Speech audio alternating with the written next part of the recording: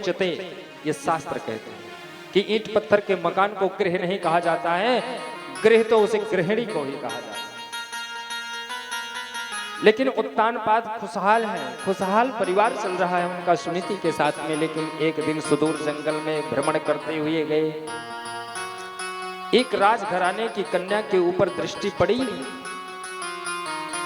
और बहुत सुंदर लगी, तो उत्तानपाद ने उसके गंधर्व रीति के द्वारा विवाह कर लिया और उसका नाम है सुरुचि। सुरुचि का विवाह करके जैसे ही अपने महल में लाए तो सुनीति को देख करके सुरुचि कहने लगी, राजन मैं इसके साथ नहीं रह सकती हूं, अगर मुझे रखना है तो इसे घर से बाहर निकालना पड़ेगा। देखिए सुनीति जो है वो शास्त्र के द्वारा दी गई उपदेश की नीति है, और सुरुचि क्या है, जो मेरे मन से स्वयं जागृत होती वो सुरुचि है। इसलिए सुरुचि वर्तमान में लोगों को बड़ी अच्छी लगने लगती है, इसलिए उत्तानपाद ने भी वही किया, सुरुचि को रख लिया और सुनीति को त्याग दिया। और सुनीति जब महल से बाहर गई उस समय गर्भवती थी, एक कुटिया में निवास करती है और उसके गर्भ में जो जीव है वो ध्रुव जी, ध्रुव जी का जन्म हुआ।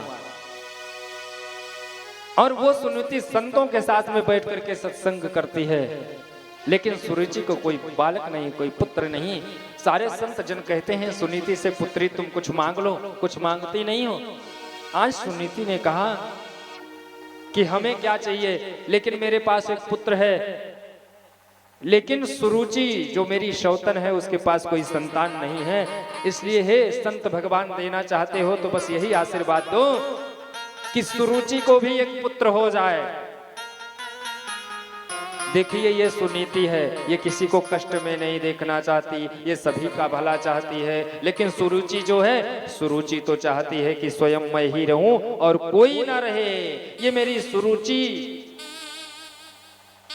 सबकी दो पत्नियां होती हैं, सुनीति और सुरुचि। जो स्वयं से करके करने लगते हैं वो सुरुचि है, स्वयं की रुचि जो उत्पन्न हुई वो सुरुचि है। और जो शास्त्र सम्मत बातों का उपदेश सुन रहे हैं उसका आचरण करे तो वो सुनीति है। संतों के आशीर्वाद से देखिए उसको भी एक पुत्र हुआ जिसका नाम उत्तम।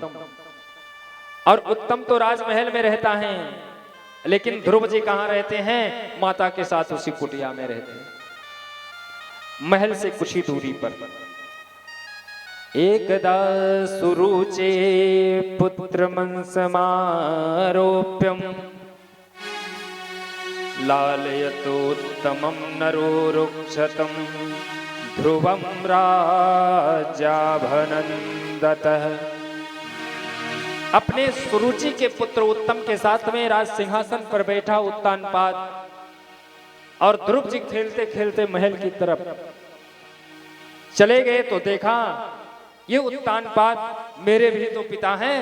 और ध्रुव जी चढ़ गए मंच पर, सिंहासन पर बैठना चाहा तो सुरुचि ने हाथ पकड़ करके और सिंहासन से नीचे धकेल दिया, चले जाओ तुम यहां से। ध्रुव ने पूछा कि मां ये मेरे भी तो पिता हैं, और मेरे पिता हैं तो मेरा भी अधिकार इस सिंहासन पर है, मैं बैठूंगा। लेकिन आज सुरुचि ने कहा कि नहीं, जितना जरूरी इनका पिता होना तुम्हारा है उससे कहीं भी ज्यादा जरूरी मेरे मां होना तुम्हारे लिए आवश्यक है, तब इस पर बैठ सकते हो। जाओ, अगर इस सिंहासन पर बैठना चाहते हो ना तो जाओ, पहले भगवान की तपस्या करो, और जब भगवान प्रकट हो तो उनसे ये मांगो कि मैं सुरुचि के गर्भ से जन्म ले करके जाऊं, तो इस सिंहासन पर बैठने का तुम्हारा अधिकार होगा। बालो वसिपतनाथ मान मन्य स्त्री गर्भ संभृतम नूनम वेद भवान यस्य दुर्लभे अर्थे मनोरथा। आज सुरुचि ने अपने गर्भ को भगवान से भी ऊपर बना दिया, और वही अपने माता के पास रोते हुए ध्रुव जी आकर के कहने लगे कि माँ, वो कहती है कि जंगल जाओ, भगवान से वरदान मांगो और मेरे गर्भ से जन्म लो, तो फिर उस सिंहासन पर बैठने का तुम्हारा अधिकार होगा। आज देखिए, एक माँ अपने बालक को जो चाहे वो बना सकती है। महाभारत में एक कथा आती है, मदालसा नाम की एक स्त्री थी और उसके जितने भी जन्म होते थे बच्चों के, उन सबको बाल्यावस्था से ही मंत्र दिया करती, तुम शुद्ध हो, तुम मुक्त हो, तुम्हारे ऊपर कोई बंधन नहीं है। तो जब तुम शुद्ध हो, मुक्त हो, तुम अविनाशी हो, ऐसा उपदेश पा करके उसके सारे पुत्र जो है वो संत हो जाया करते थे। ये देखिए, एक माँ अपने बच्चे को जो बाल्यावस्था से उपदेश देती है, उसका बालक उसको ग्रहण करके वही बन जाता है। संस्कार माँ और पिता से ही उसके जीवन में प्रवेश होते हैं। जैसा पिता करेगा वही छाया पुत्र के ऊपर पड़ती है। ये आईना है, इसका प्रतिबिंब उसके ऊपर छप जाता है।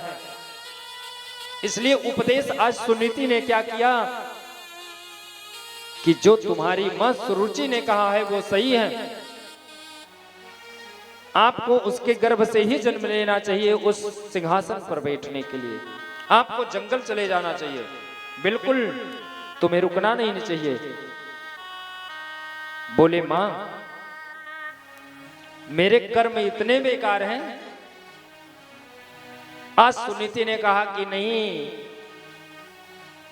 तुमने हमारे इस गर्भ से जन्म लेकर के अपने कर्म को बिगाड़ दिया है। पुत्र, तुम्हारे कर्म तो ऐसे हैं कि तुम्हें तो किसी देवता के यहां जन्म लेना था।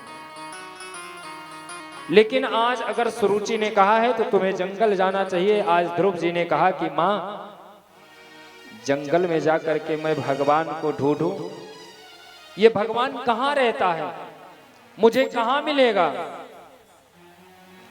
आज सुरुचि ने कहा कि पुत्र,